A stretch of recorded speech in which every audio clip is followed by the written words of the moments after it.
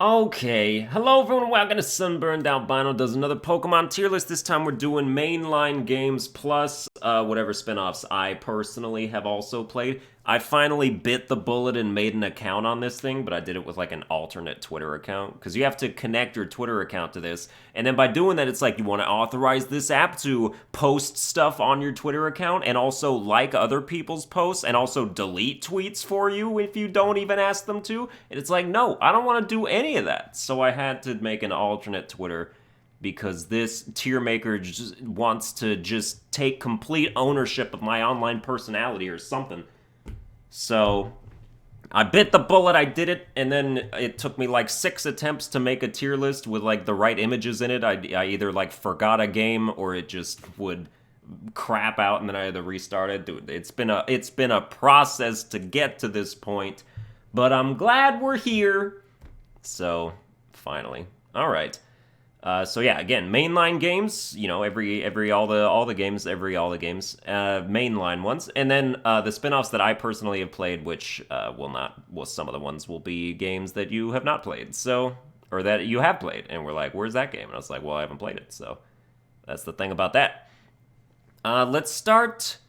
Let's go in like generation order. Let's start with Pokemon Red and Blue. Red and Blue is the OG Pokemon that you started with. You know, came out in 1994, which is the year I was born. I obviously couldn't play it till like 1997 because I didn't know how to read. But I did learn to read very quickly because I am a prodigy. Thank you.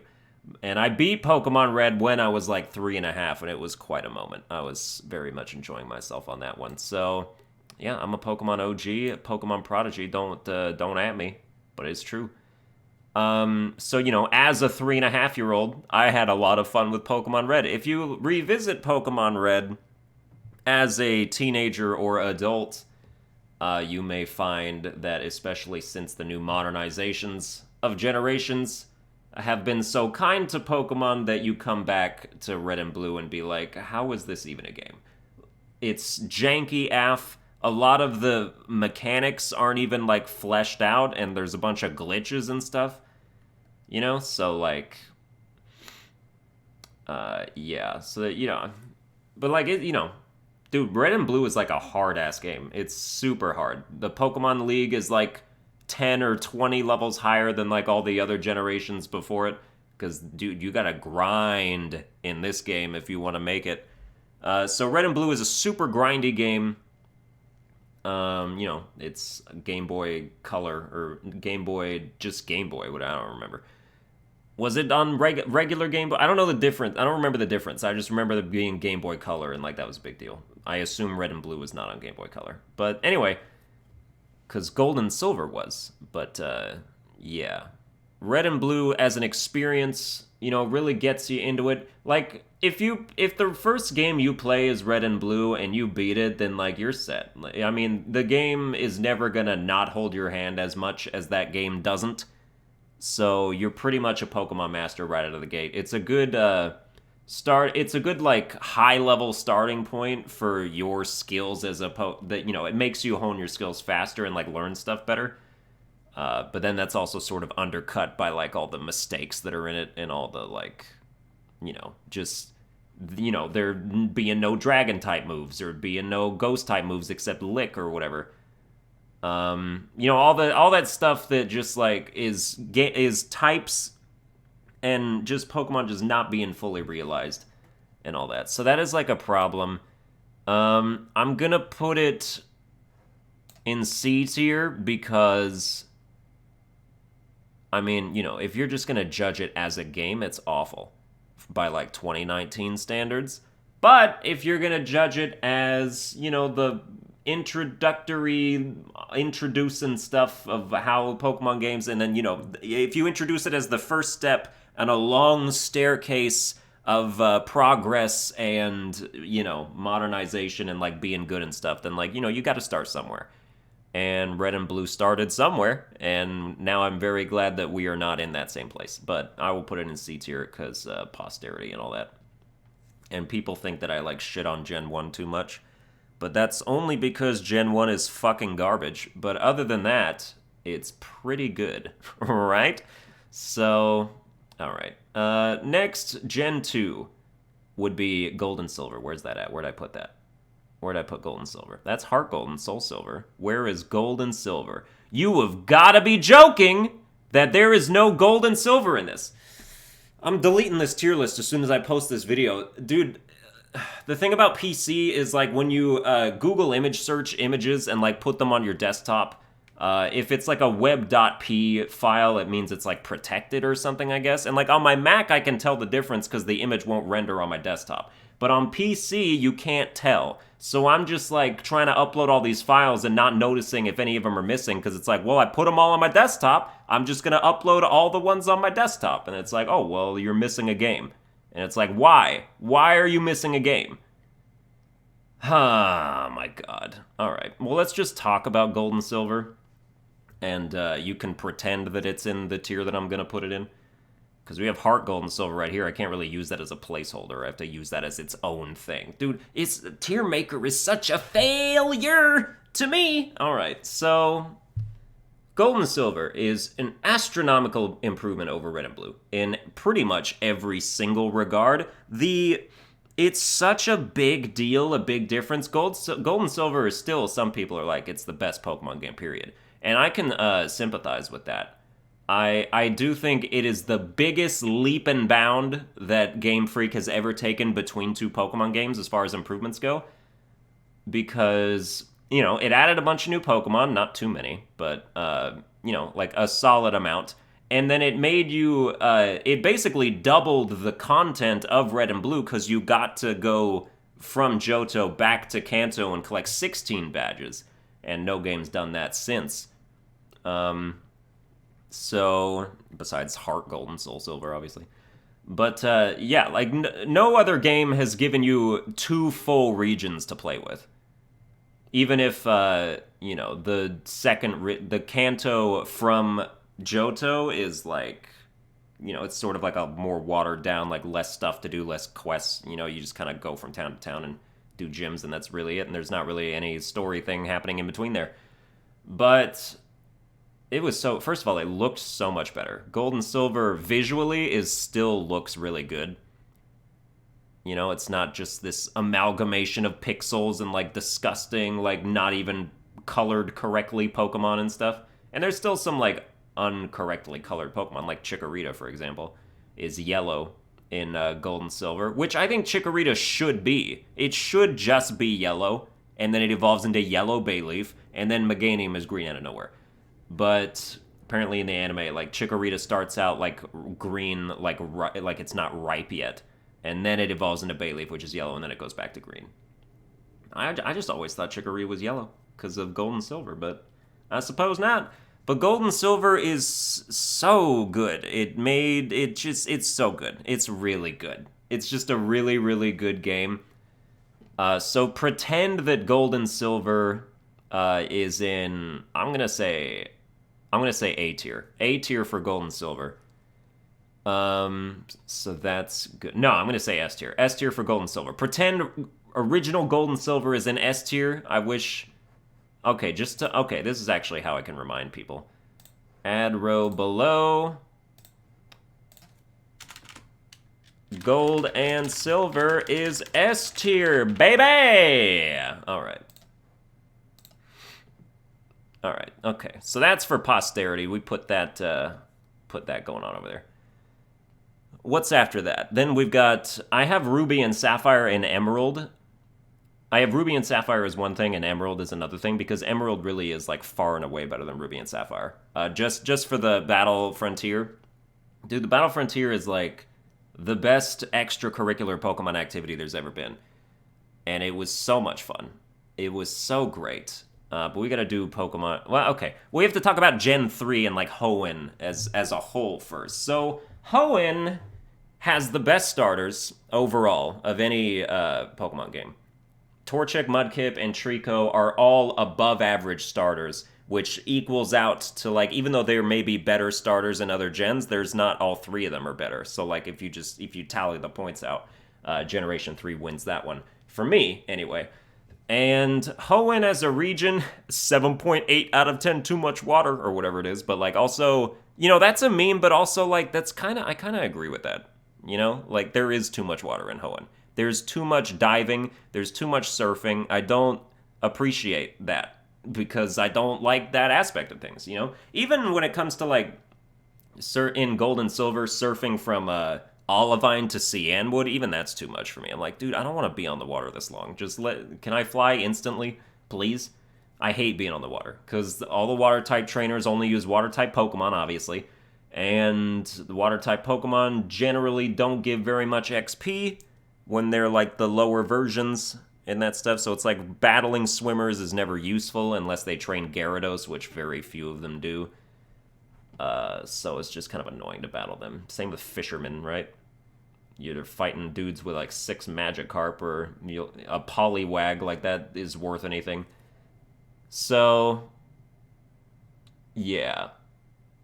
And then, so Hoenn, you go from Moss Deep City, right? No. Which city is the one? Lily Cove City, that's it.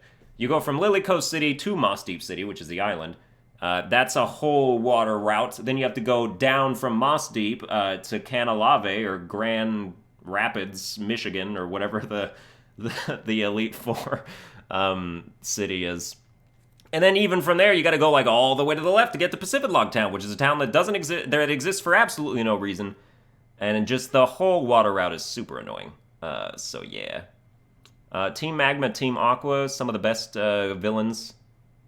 Definitely. So that's cool. Then, yeah, just, you know, Hoenn in general as a region is good. It's a good region.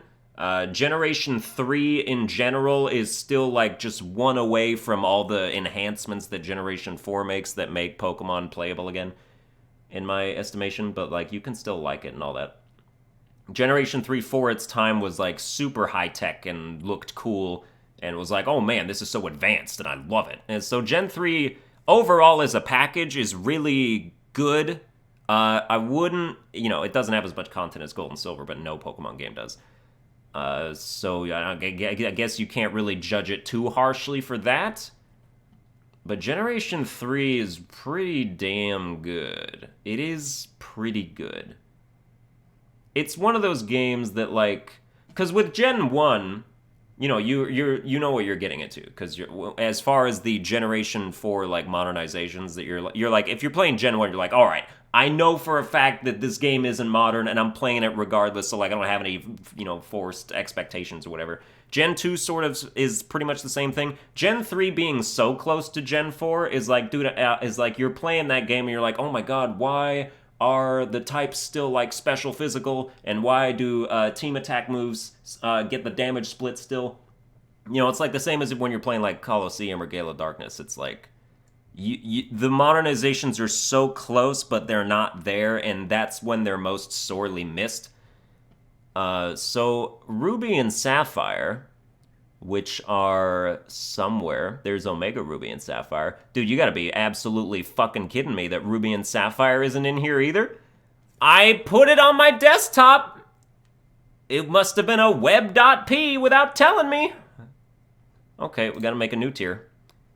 New tier, add row below. Ruby and Sapphire.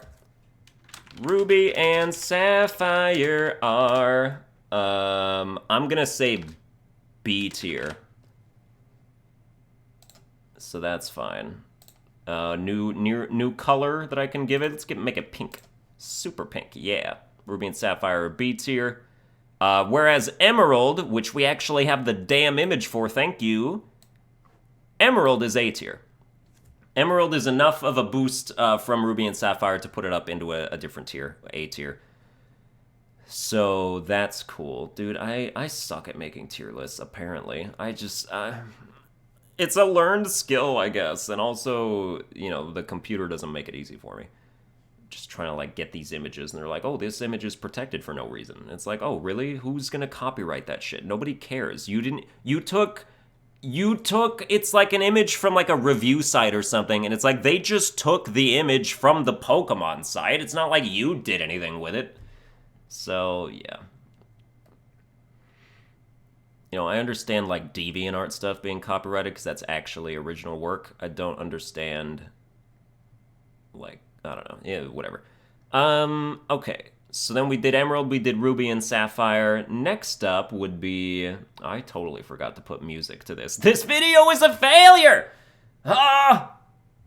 Just pretend that, like, the Mirror B theme is bopping in here again. That's great. I am so disappointed with the world and the state of things. Next up, we have Diamond and Pearl. Diamond and Pearl, which is here. Look, the image is actually here. I'm floored. Diamond and Pearl, Platinum's in there too. Platinum, I played Platinum for the first time on stream, and Platinum really didn't change anything from Diamond and Pearl other than making Giratina part of the story. And, like, you get into that strange world of, like, where the world is upside down or, like, sideways, and, like, you gotta orient yourself and all that. First of all, that area sucked! I hated that area. That was so not fun in the slightest. That's bottom 3, or that's top 3 worst Pokemon experiences, or, like, areas or puzzles or whatever, for sure, with other ones being Whirl Islands and Mount Coronet from Sinnoh. Just because Mount Coronet not as a puzzle, but just because, like, you have to enter it from the correct side in order to get to the Ice City. And you don't know that going in. So, I don't know. It's just annoying. It's like you're just fumbling around in that cave from, like, 2 different cave entrances before, and you're like, why can't I get where I'm trying to go right now? And then they're just like, oh, did you know that you only can do it from the Heart Home City side? Or whatever it is. So, yeah. Sinnoh is my least favorite region. Sinnoh is my least favorite region. I don't like how it's designed. I hate Mount Coronet. I hate that it's like this central hub that connects things, and it's like it has specific paths you have to take to get to where you're trying to go.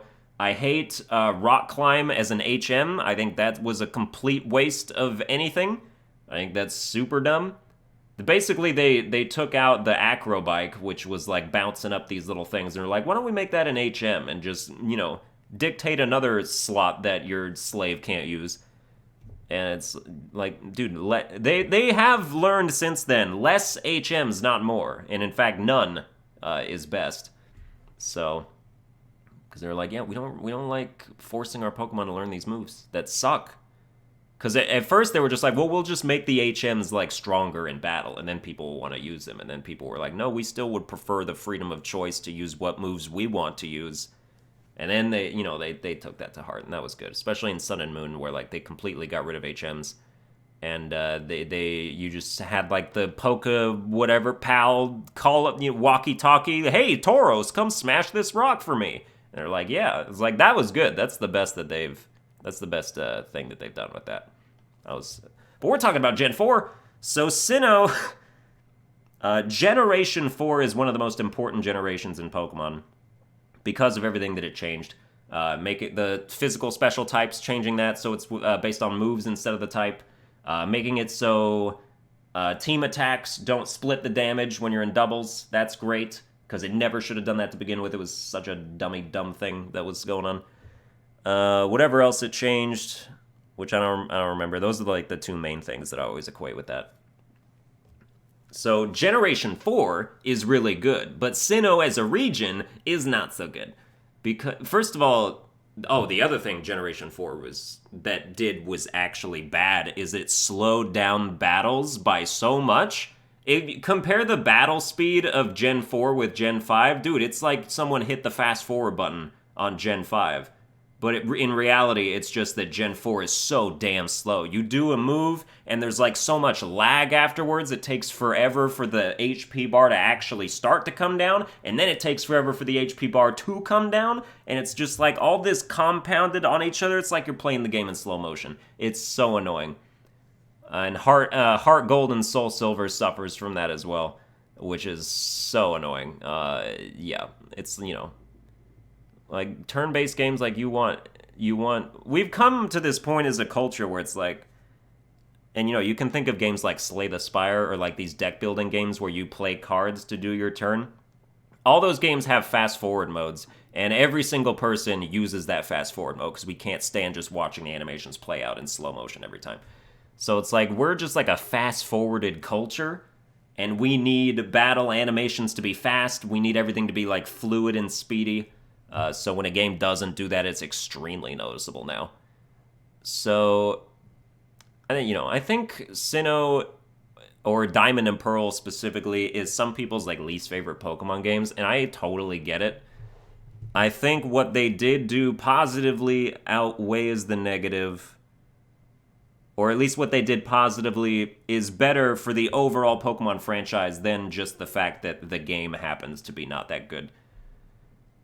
So Diamond and Pearl, and if we're just judging them as games, then Diamond and Pearl are probably like D tier. They're pretty tough to get through. It's not very exciting. They added great stuff, like the Pokemon they added are really good. I like Diamond and Pearl's Pokemon. I like the new evolutions they gave to like Gen 2 Pokemon. I like that. I like the new stones they added, Duskstone, Dawnstone, all that. So that was cool. They did good things. They just also packaged it very annoyingly. And like the Explorer, like underground, I hate that. That's such a waste of time. It was kind of cool to find stones there. Like that was the good part about it, is that you would go down there and you would get stones, and that was cool. But the fact that they like made you do that tutorial even if you didn't want to, and it was like a long-winded tutorial, is super annoying. So yeah. Then let's go. I'm gonna go through like the whole gens, and then we'll go back through the remakes. So, and the spin-offs afterwards. So then we got Black and White. Black and White, Generation 5. Dude, Black and White's really good. I really do think it is. I think the Pokemon they added are really good. I think Generation 5 made bug types a thing, finally. I think Generation 5 really just, it made good-ass Pokemon. Just good Pokemon. Darmanitan, Leavanny, Scolipede, Galvantula, Excelgor. All of those are bug except Darmanitan, so like, dude, the bug types really shine. So if you like bug types, you have to acknowledge that Generation 5 put you on the map, which is fantastic. And just a bunch of the Pokemon they added. Golurk, Crocodile, me and Xiao, they're all like really good Pokemon. Gen 5's got a great selection of Pokemon that I really enjoy. I think correct me if I'm wrong, I think Black and White pulled the Hoenn and made it so that you couldn't have, like, it was just Unova Pokemon in that game, right? You could transfer stuff afterwards, but like as far as the story was concerned, it was like Hoenn in that there were no like older generation Pokemon in there. I think that's the case. That might have been something that turned some people off. Wouldn't have turned me off. I play new Pokemon games for new Pokemon. That's 100% the reason. I don't care if old Pokemon are in there. I'm here to have new experiences, find new friends, whatever you want to say about it. So, like, I was 100% okay with that. Yes.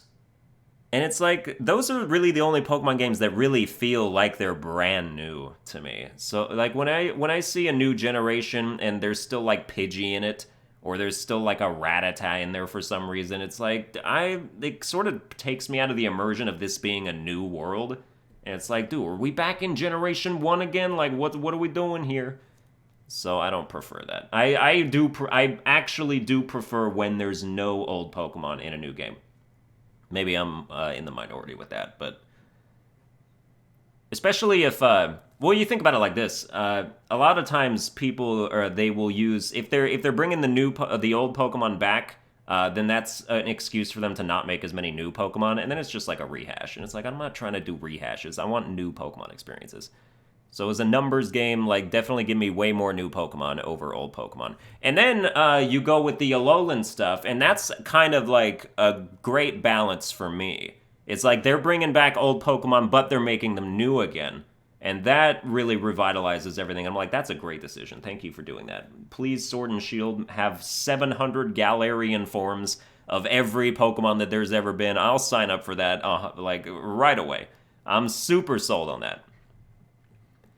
So Black and White.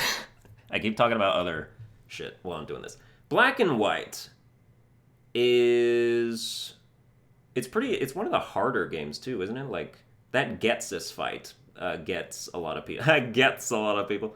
You know, with like the Cofagrigus and the other Pokemon he's got. Like he's pretty solid, good trainer, pretty tough opponent. But yeah, I mean, you know, your rivals or whatever, Sharon and Bianca, nobody cares about them. I still think I like the city. I like the layout. The region, I like the region. The region is straightforward. Unova is a pretty straightforward region. There's nothing like tricky about it. There's no like weird navigational stuff that's going on.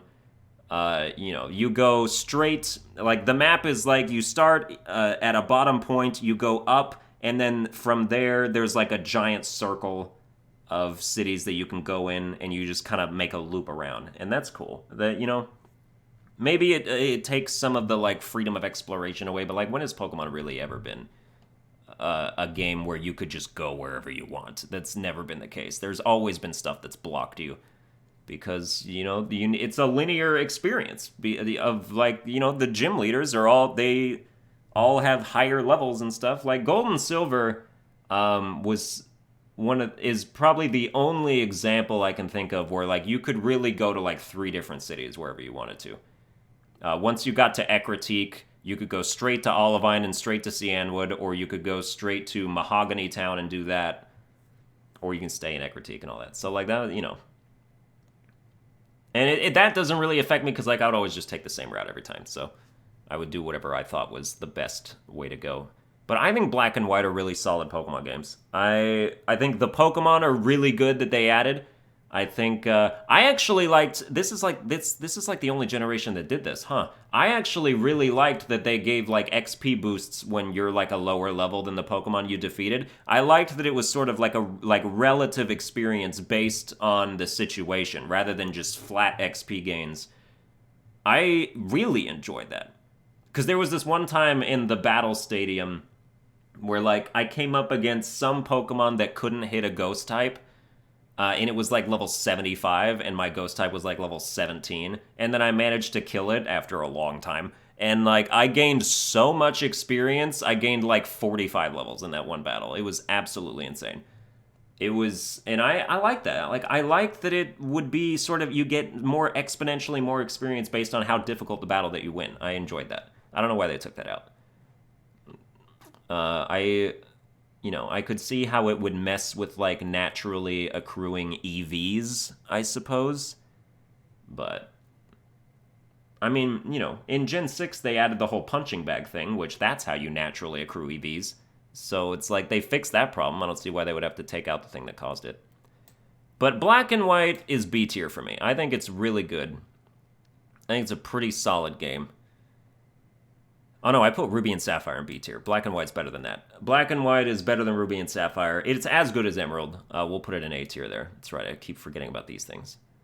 So, yeah, don't forget Gold and Silver is an S tier, alright? That's the gold standard. Gold standard! And Silver standard. And, well, let's keep going. So, yeah. And then we go Black and White 2, which, let me guess. Oh no, it's right here. I actually have it in here. Wow, my tier list is not completely broken. Black and White 2. Oh, it's just a sequel. Since when does Pokemon do sequels? They're supposed to do new arenas every time. How dare they continue a story that was actually pretty solid? Like, Black and White's story is maybe one of the more engaging ones. And one of the ones that, like, actually makes you think. Because you've got N, who wants to, like, free Pokemon from trainers because, you know, he doesn't like the whole submissive dominant relationship or whatever. Or no, he was like, there's Pokemon who were beaten by their trainers. There's Pokemon who were abused by their trainers. So we gotta completely separate people from Pokemon. And it's a big problem. It's like, N is basically just PETA. But like, and you know, equally is completely misguided.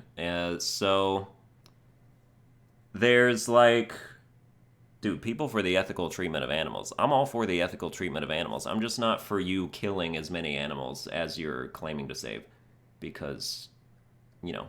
Anyway, so Black and White. Black and White 2. The narrative is one of the few that were good enough that they decided they wanted to continue that same story. And it's cool to see, like, where your rivals are. Like, you know, like, Sharon is the first gym leader of normal types. So that's cool. Like, he sort of became, like, his dream was to become the champion, but, like, you were way better than him. So he's like, you know what, fine, I'll be the weakest gym leader. You know what, that's good enough for me. So, like, yeah. And Black and White 2, oh, okay. Black and White 2, something that is actually really good about it is, first of all, it did bring back old Pokemon.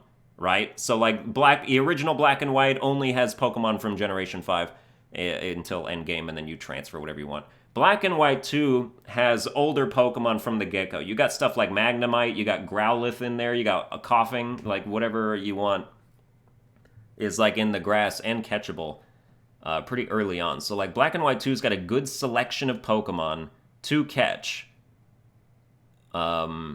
You know, from whatever you want to do that. So, like, that's good. And it's different. It's not the same. You go to different cities, and the cities you do go that are the same are different. And there's different gym leaders, there's a bunch of stuff going on. It is not a retread. Like, it's sort of a retread, but it's a familiar yet new experience, is what Black and White 2 is. Unlike Ultra Moon to Sun and Moon, which is the exact same shit, but is technically better, I guess. So Black and White 2 is also A tier. I think you started something that was A tier, and then you wanted to continue it, and you did, and you succeeded by doing so. And you made something that was laterally as good as what you had before. So Black and White 2 goes into A tier. Then we have X and Y. Where's X and Y? Dude, if you didn't give me X and Y, I absolutely swear to God, there is no X and Y!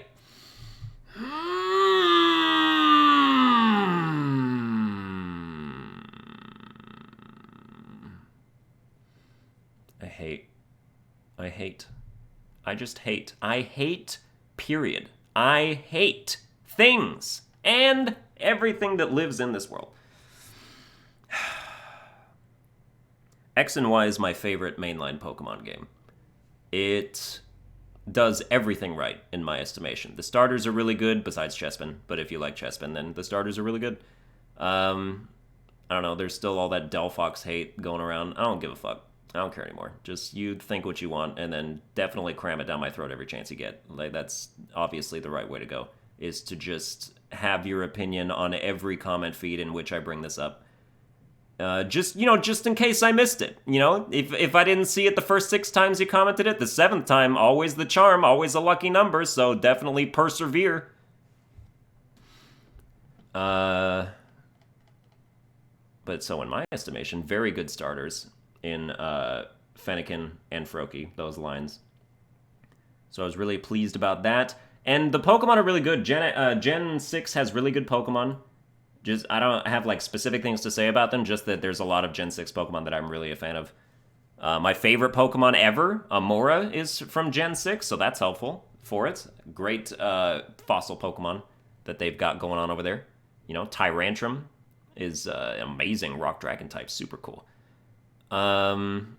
It just feels like a modern game, and it feels like, for the generation that it just feels like the quintessential Pokemon experience. Like, there's nothing it does that's bad. There's nothing it does that's even just mediocre. Like, everything about it is solidly above average and really good. The customization is super nice. I liked that. You know, character customization is becoming, they're really, you know, like Galar is doing that too. Gen 8 is really honing in on the customization, and I'm pleased about that. Like, I really do like customizing my character, and I always play as chicks, so it's like it's sort of more important there that, like, the girl looks good, even, you know, just not from that kind of, just like, you know, just like pleasantly, like, oh, you know, I feel good about myself and I want to look the part, you know, whereas dudes just like, oh, I rolled out of bed, let's go become the champion. So like, that is 100% the case. You can, you know, and dudes can be customized very well as well, and it's like, good for you. Like, do that, 100% do that. But the stakes are higher if you're a chick. So, what was I talking about? Oh, yeah, so just X and Y is just, it's really good overall, and there's really not much more to say about it. Everything about it is really good. The sky battles are sort of like, sort of an unnecessary addition, because, if you have any flying type Pokemon at all, you only have one, and so you're going to have to do like a 1v3 battle, so you'll probably lose that. So it's like sky battles are just to be ignored, really, the whole time. But, and they do enough catering to, like, if you're a Gen 1er or whatever, which I don't, Gen 1ers aren't playing Pokemon X and Y, so I don't know why you're trying to, like, entice them. Like, they don't give a fuck. You can give them Charmander and Bulbasaur and Squirtle in addition to the Gen 6 starters. They don't care. That's not going to make them play the game. Like, you're catering to nobody when you do stuff like that. But I mean, it doesn't bother me. Like, if people who like the first generation starters but aren't just like hating on everything past that, those are the people that benefit. So that's good. Do it for them. Just don't do it for people who aren't playing your game anyway because they stopped being Pokemon fans in 1998. So, yeah, dude, I don't understand those people at all. I don't know why you're, like, still around. Like, just move on to another franchise. Oh, right, X and Y. Okay, so we gotta make another tier. Add row below. Pokemon X and Y. There's a typo? I don't give a care. I don't care. I don't care at all. Pokemon X and Y is S tier, baby. That's right, I said it. You heard it here first. Except I've said that, like, lots of times, just in general. So Pokemon X and Y is S tier, alongside Gold and Silver. So this S tier is just not gonna be filled with any actual images. I left out all the best Pokemon games somehow. Oh well, this video is super fun for people who love inane rambling. Which I'm totally cool to supply at, like, all hours of the day, so this works for my ego as well. Then we've got... Okay, so we did X and Y. X and Y is S tier. Then we have Sun and Moon. Sun and Moon is a step forward in some directions and a step back in some other directions. So, like, online connectivity, Sun and Moon takes a big step back. It's having to go to, like, that whatever it's called, the, like, little carnival area to connect with people. That's really annoying and stupid. Just to, like, do Wonder Trade and, like, all these, like, other trades and, like, meet up with people. X and Y, you press, like, one button and you were instantly in Wonder Trade. So I think, like, they made it super less convenient by trying to make it, like, this whole thing that nobody wanted it to be.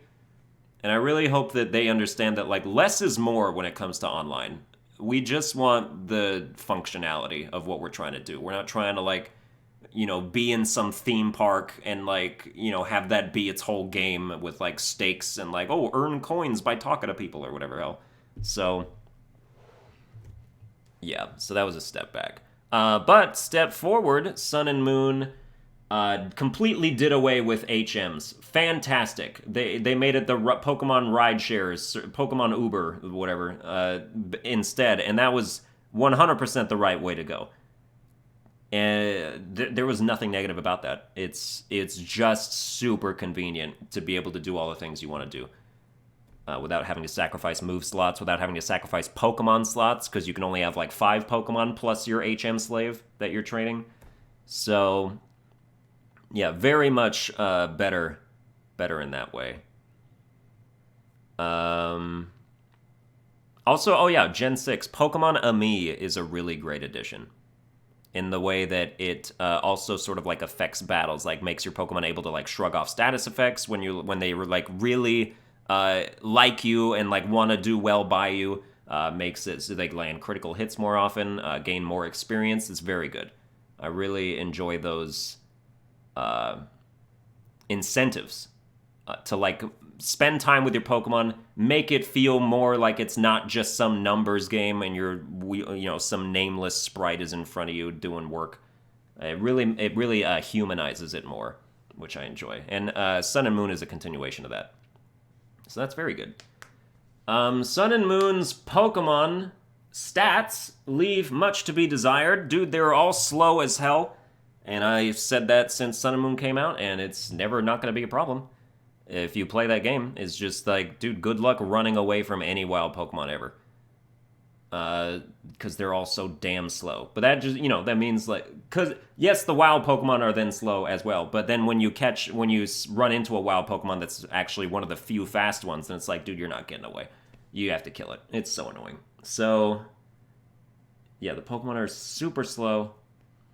But some of them are, the ones that aren't are really good. Like Mimikyu isn't slow. Mimikyu's really good. Lycanroc isn't slow. Lycanroc's really good. Yeah. I don't know. I don't, design-wise, like, the Pokemon are fine. It's just that their stats are so bad. They're all, like, slow and for no reason. Like, a lot, some of the Pokemon is like, oh, they're slow because their other stats are really good. Like, Mudsdale is an example of a slow Pokemon that should be slow, that I'm fine with being slow because of what it is and how it's designed and, like, what it's supposed to be. That's great. And then there's Pokemon like Lurantis, who have 40 base speed, but there's absolutely no reason for that at all, because the other stats are not heightened by that at all. If you compare Lurantis to Leavanny, you'll just shake your head and facepalm, the fact that they would do that to Lurantis and give it no speed for no reason, for actually no benefit, when Leavanny is just a much faster version of it. So, yeah. And that's a shame, because Fomantis is one of my favorite Sun and Moon Pokemon, and I was like, dude, Lurantis looks really cool also, and then I looked at its stats, and I was like, fuck, why? So, yeah. That was annoying. Sun and Moon is just, like, and, okay, so all the other things they did different, like, getting rid of gym challenges, they kept, like, the Elite Four, essentially, in the championship and whatever. But getting rid of gym challenges in favor of, like, the trials, that was okay. That was a lateral move to me. It was something different. It wasn't necessarily better. It wasn't necessarily worse. It's just, instead of doing gym battles, we're, like, sort of doing these trials where we have to, like, prove our worth as human beings as well as Pokemon trainers. Like, oh, I can solve this puzzle, or I can collect these herbs and bring them to you, or I can go fish over here. Like, that's kind of cool, that you have to be sort of a well-rounded Pokemon trainer as well as just, or you have to be a well-rounded human as well as a Pokemon trainer, which is cool. Like, that's fine. But, like, functionally, it is just, it's a lateral move. You went sideways from what you were doing. And so, just the fact that it is change is good enough, maybe, to elevate it better. But, like, Galar, we're going back to gym battles. But they're, like, turning them to, like, real stadium events, which is really nice. I think that's, like, the right call, is to, like, make them basically like these high-end sporting events, like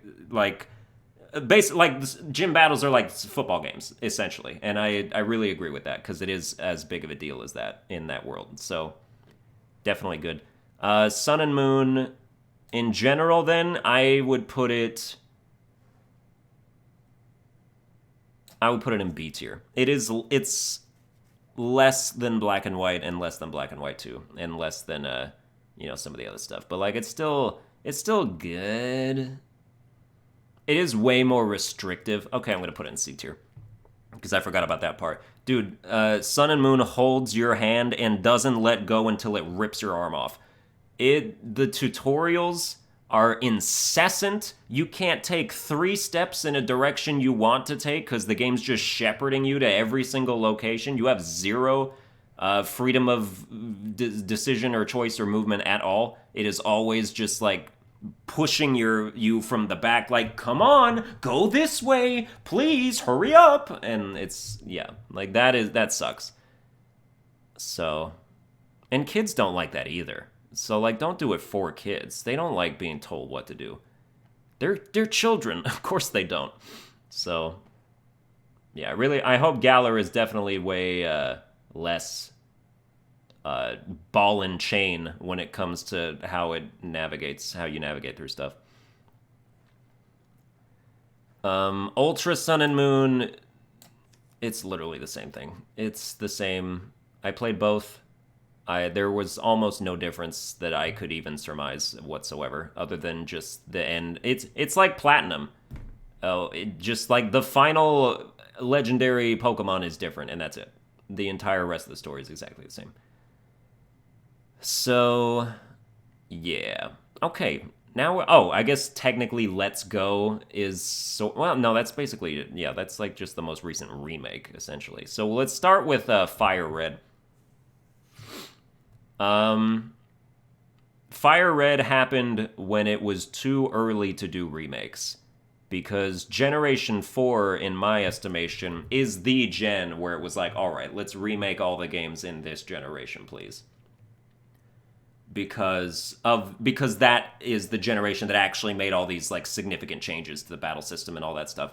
So it's like Fire Red came too early. It would have been way better if it had like a Heartgold, Soulsilver type of remake. If it was remade in Gen 4 style, that would have been fantastic. But then that's why they remade it again with Pokemon Let's Go Pikachu and Let's Go Eevee, which was pretty much a success.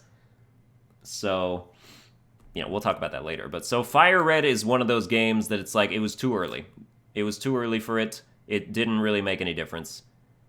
It's like, oh, Charmander learned Metal Claw, and that everything else is exactly the same. That's basically how it went. So, yeah, I would put that in D tier alongside Pearl and Diamond and stuff like that. Then we have our next remake, Heartgold and Soulsilver. Heartgold and Soulsilver take what many consider to be the best Pokemon games, and it makes them mostly better, but with like one or two caveats. So the mostly better is the Gen 4 battle system. We talked about it like 90 times. You know what I'm talking about when I say that. One of the things that they made worse was slowing everything down with the Gen 4 battle system and having just the snail's pace stuff going on. So that was bad. But the good parts is that you got the Pokemon, because Gen 4 gave so many Gen 2 Pokemon evolutions, right? So you get to actually experience that in this, because Johto is the region where these Pokemon show up. So like you get Honchkrow now, and you get Miss Magius, and the stuff of that nature.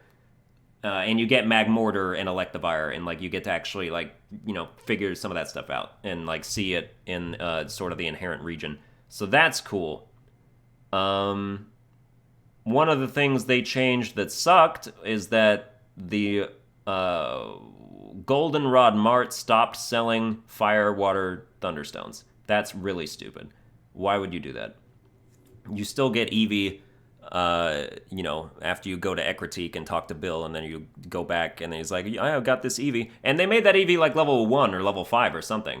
And that was really good, because then it's like, oh, you can customize this Eevee more. It's not a level 20 Eevee where, like, if you use a stone on it and then it can't even learn, like, its first elemental move because it's already past it. So, like, you have Eevee level 20, you use a Thunderstone on it, you get Jolteon, who doesn't learn an Electric-type move until, like, level 36 or whatever.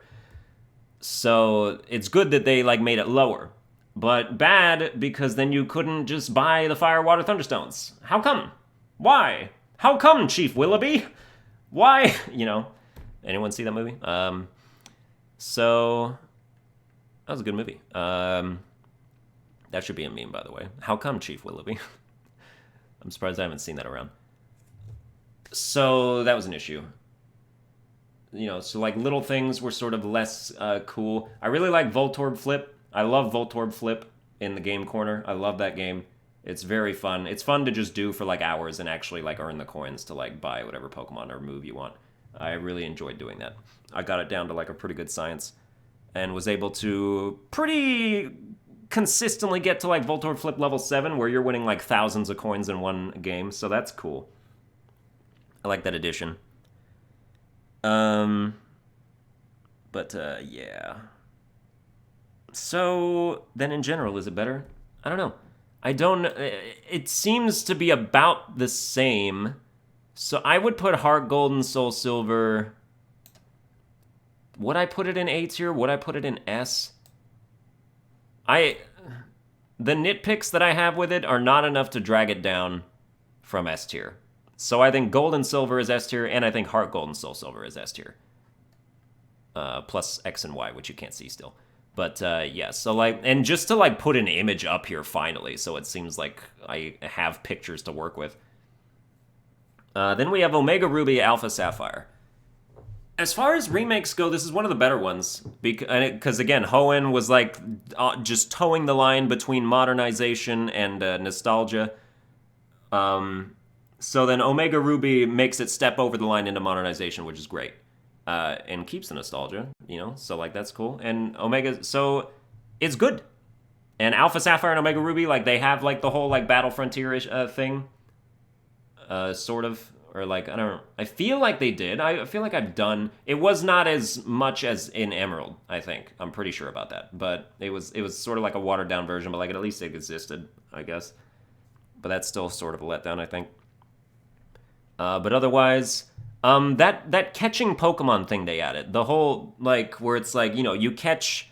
multiple, the more of a Pokemon you see or catch, the more likely that it's going to have good IVs, the more likely that it's going to have like a egg move or like a hidden ability. That's cool. That really makes you feel like you're working for the Pokemon you're catching. That really makes you feel, and like you don't have to do that if you don't want to, but like you'll get better Pokemon if you like take the time. So that's cool. I appreciate that. I like, that's more like, it's a more transparent, like, these things that are happening underneath the hood of Pokemon, like IVs and EVs and all that stuff, like, previously that you just wouldn't know about unless somebody told you, and it was just guesswork. Now it's like they sort of open the hood, you get to take a look inside to see all the mechanics as they happen. That was good. So I like that. I like Omega Ruby and Alpha Sapphire. I think they're really good remakes of a pretty good region. And, you know, it's Gen 6, which is my favorite generation, so, like, that was good. So I'm good with that. I think they are A tier. I don't think they're quite as good as Heartgold and Soulsilver, but I do think that they're very capable, very solid. I like the Pokemon aspects. And it's just good, man. It's just pretty good. Then we have...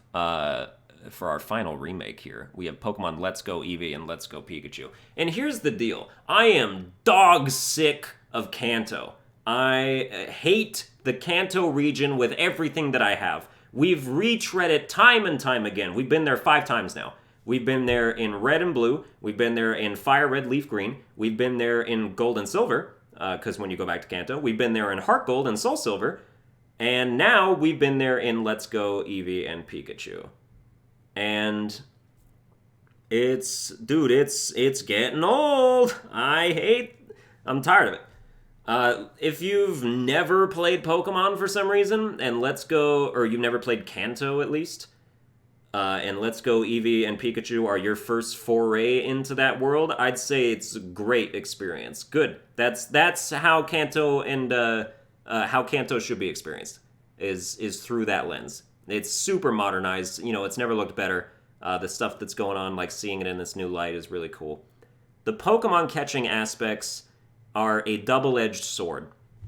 Because on one hand, I love that, you know, you can catch, like, the same Pokemon over and over again. I love that this game emphasizes catch 'em all. Because previously, like, that was just sort of lost. Like, nobody really caught 'em all unless they just felt like flexing for some reason. But, like, there was never any actual like incentive or like reward to do so, and then this game really just made you feel like you should catch them all because of the way that like the Pokemon Go aspects, like where you're actually flinging the Pokeball and stuff and trying to get like nice catches and like combos and making rare Pokemon appear when you get a certain combo and better Pokemon of the versions, like it's sort of the Alpha Sapphire stuff when you're like catching Pokemon over and over again, but you're continuing this combo and you're like making better versions come out. That's really good.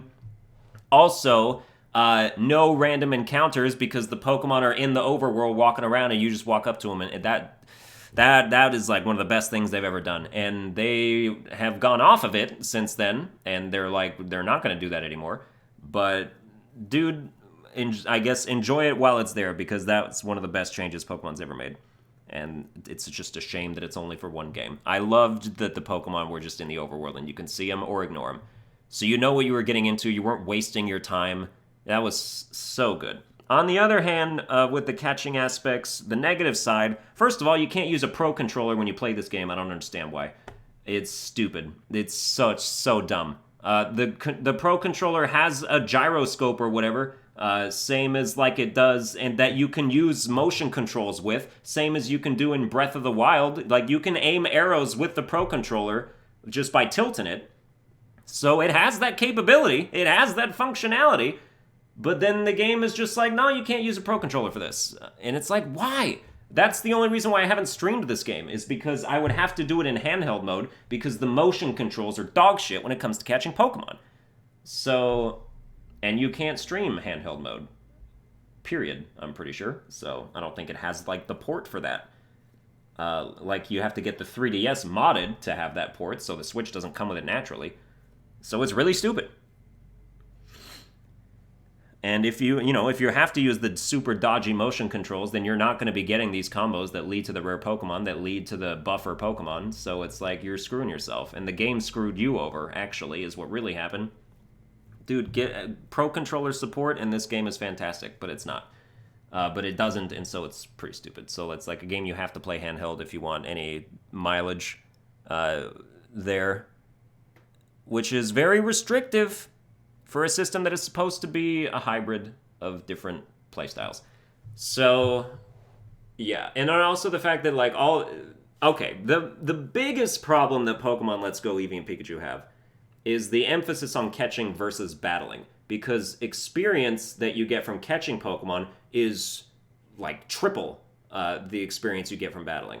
When you get, like, really high into those, like, catch combos. Like, you get tons of experience from that. And as a result, and even, like, you just get diminished XP from battles. Like, they just don't give you as much XP as they used to.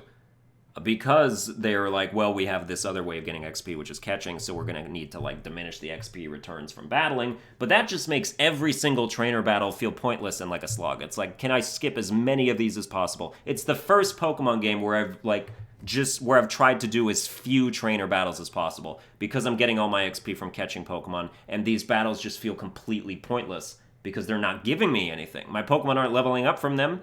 It's just going through the motions, and it's super annoying. So that was, like, one of its biggest flaws. But as a game as a whole, it is very still good. It's just, it had, like, that one thing that was really bad. Really, like, by the time you get to Silphco, you're like, I'm fucking done. I am not battling everybody in Silphco. Or when you get to Nugget Bridge, and it's like, take on these 5 trainers for a nugget. It's like, where's my walk through walls cheat so I can just, like, walk on the water around all these bitches? I'm not wasting my time doing this.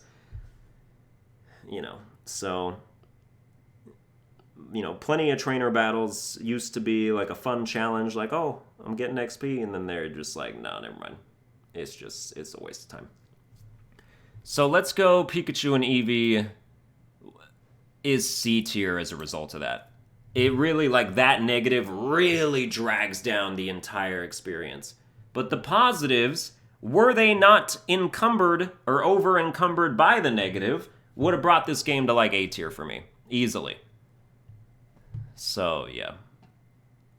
If the game was just positive, if it didn't have the controller issue, if it didn't have the battles not being worth anything, this game would probably be S tier even. Just because, like, having the Pokemon show up in the overworld is so nice by itself, and, like, the emphasis on catching them all is very nice. It's the last time in, like, 17 years that I played Pokemon and was like, you know what, I want to catch as many Pokemon as I can. That's just not, like, a thing that you get the urge to do anymore. Alright, this video is almost an hour long, and it's going to be longer than that, because we got 4 more things left to do. We're in spin-off territory now, and these are really the only spin-offs I've played. I played Pokemon Stadium, like, once or twice. I can't really give an opinion on it. Pokemon Snap, I played, like, once when I was 6. It wasn't for me. Like, I didn't, so the rest of these are games that I've at least played. So we have Pokemon Colosseum, which is the first game in the series of the Pokemon Colosseum and Pokemon XD Gale of Darkness, the spin-offs for GameCube, which the franchise itself is extremely good. I love the Shadow Pokemon aspect. I love the narrative. I love the region, how it's sort of darker and grittier and, like, barren, and there's no wild Pokemon except, like, oh, they're starting to come back in the sequel, though. Because, like, the Ore region is just this hellhole, really. And it's like, how do people even live like this? So it's a good setting, it's a good foundation, it's a good plot. The problem with Pokemon Colosseum is that all the Shadow Pokemon are god-awful because they're all Gen 2, because it was literally made just so that you could trade Gen 2 Pokemon to, like, Ruby and Sapphire. That's the only reason this game was made, apparently, was so you could do that. Was so you could catch Shadow Pokemon, like Shadow Delibird, Shadow Furret, Shadow Noctowl, just the worst Pokemon you can think of from Gen 2. and trade them over to Ruby and Sapphire so you could complete your Pokedex for no reason. For literally no reason. And it's just like, oh my god. So yeah, the Shadow Pokemon were horrible. And it's like, you can only catch the Shadow Pokemon, so you have to make your team composition of a bunch of terrible, terrible Pokemon. So it really held itself back in that regard. But the story was good, and the battles were good, and it was pretty hard. So yeah. Like, Colosseum is D tier. I straight up can't play this game anymore. After you play Pokemon XD, if you try and play Pokemon Colosseum, like, it's over. I can't get past the first, like, hour without feeling like I'm gonna blow my brains out. So, yeah. But then XD Gale of Darkness is like, dude, there's never been a sequel. I said, like, Gold and Silver was, like, the best Pokemon Jump, but, like, that's Game Freak. This isn't Game Freak. This is another company. But so, XD Gale of Darkness is 50,000 times better than Pokemon Colosseum. In every single way. In every single way. The Shadow Pokemon are actually good. You know, they don't exist just so you can transfer them to whatever. They are selected from, like, a good selection of Pokemon, like, from all 3 generations. They're really good. The story is even better. You know, they just improved upon everything that was in Pokemon Colosseum, and they did it so good. It was extremely fantastic. XD Gale of Darkness is S tier. I just wish the only thing that's wrong with it is the fact that it's still Generation 3. That's the only thing. Like, just has that inherent weakness of still not having, like, that modernization or whatever, which is why we need a new Shadow Pokemon game. Dude, the world would flip their shit if we got, like, a Gen 8, at this point, Gen 8, because, you know, they still haven't announced anything yet, so, like, if they were working on it, it would be Gen 8 by this point. A Gen 8 Shadow Pokemon game, oh, that would blow me away. It's, like, my number one wish for the gaming industry. They could do so much with that. But yeah, if you've never played these GameCube games, you gotta check them out. Maybe skip Pokemon Colosseum, but definitely play Pokemon XD Gale of Darkness.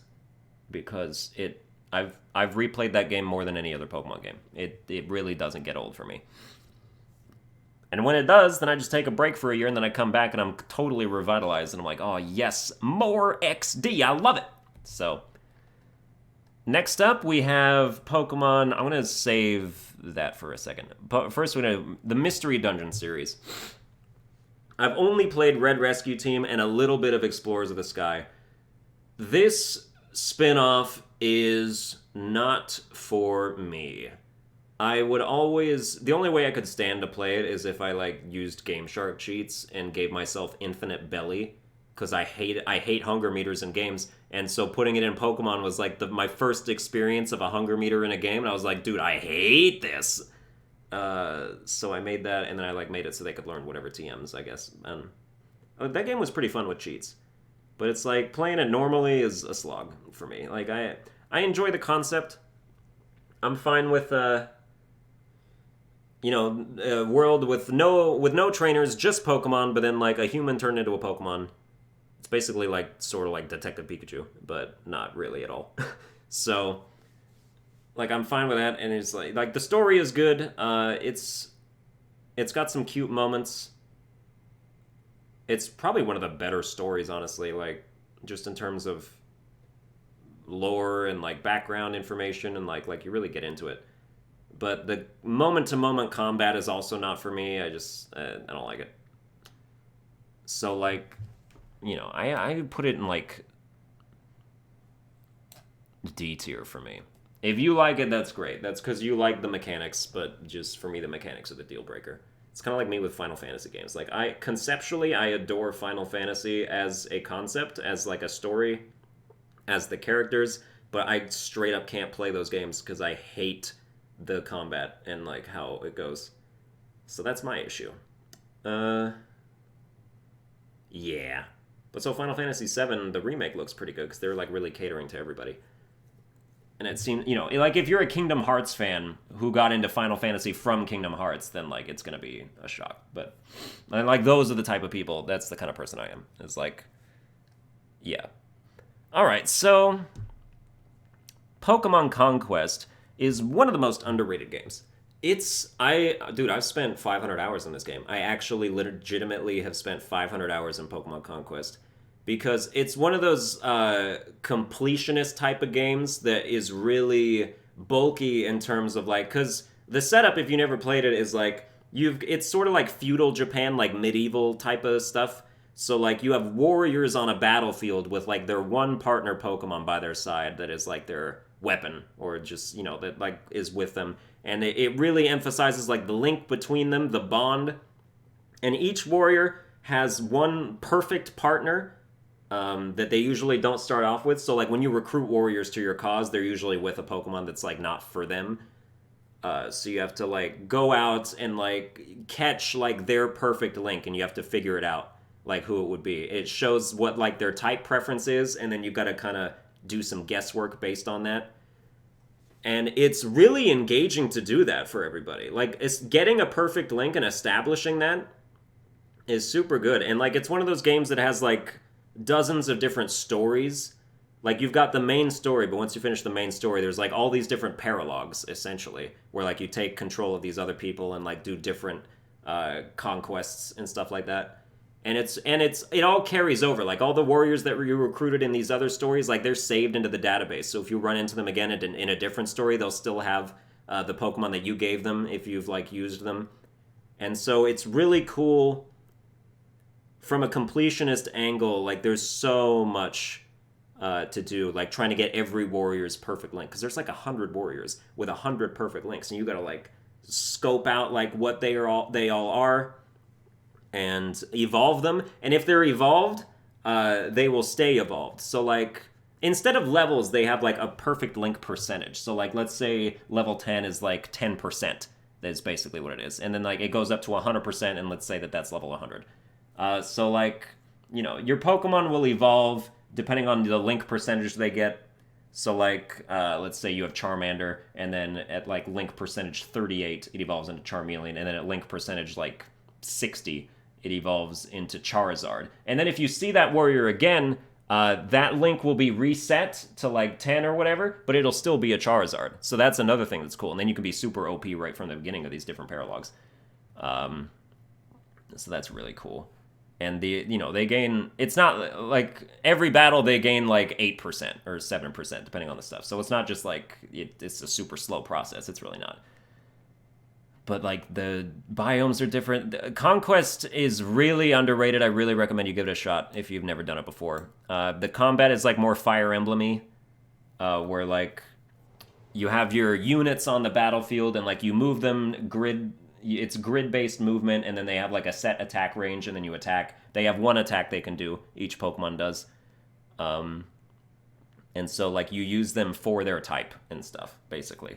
So it's like, Jolteon's going to have Thunderbolt, and Thunderbolt is a move that skips the first tile in front of him, but then hits the 3 tiles after that in a horizontal motion. So it's like, you movement and like positioning, so it really scratches like all those itches. As someone who loves Pokemon and Fire Emblem, it's like, it's perfect storm for me. So I really enjoy Pokemon Conquest, and I would put Pokemon Conquest in A tier. It is sort of repetitive and kind of boring after a while, but I don't know, just something about it drew me in and I couldn't stop. So that's the Pokemon games tier list, man. Those are all the ones that I've played. Just to reiterate, in S tier we have Heartgold and Soulsilver, and Pokemon XD Gale of Darkness, and Gold and Silver, and Pokemon X and Y. Just so as not to forget that these things are here. Whereas there is no F tier. There's no F tier in Pokemon games, but D tier is Diamond and Pearl, Fire Red and Leaf Green, Pokemon Colosseum, and Pokemon Mystery Dungeon. So, yeah. And that's just of the ones that I've played. So yeah, that's gonna do it for this tier list. If you sat through the whole thing, just pretend it was a podcast. People listen to like 3 hours of Joe Rogan's podcast every day. It's not that, weird that I would just ramble for an indeterminate amount of time and people would stick around. So, long-form content's coming back, baby. People have lengthy attention spans for stuff that they're actually interested in. You know, this whole clickbaity, like, here's a 5-second video culture it's, you know, it's gone as far as it can go. It is going to go back the other way. So, yeah, I hope you enjoyed it. We'll have more tier lists coming up, since I can actually make them now, even though it's such a slog to do so. But I'll do it for you guys, because that's how much I care about you. Alright, like, share, and subscribe. Follow me on Twitter at Sunburned Albino. And I will see you guys next time.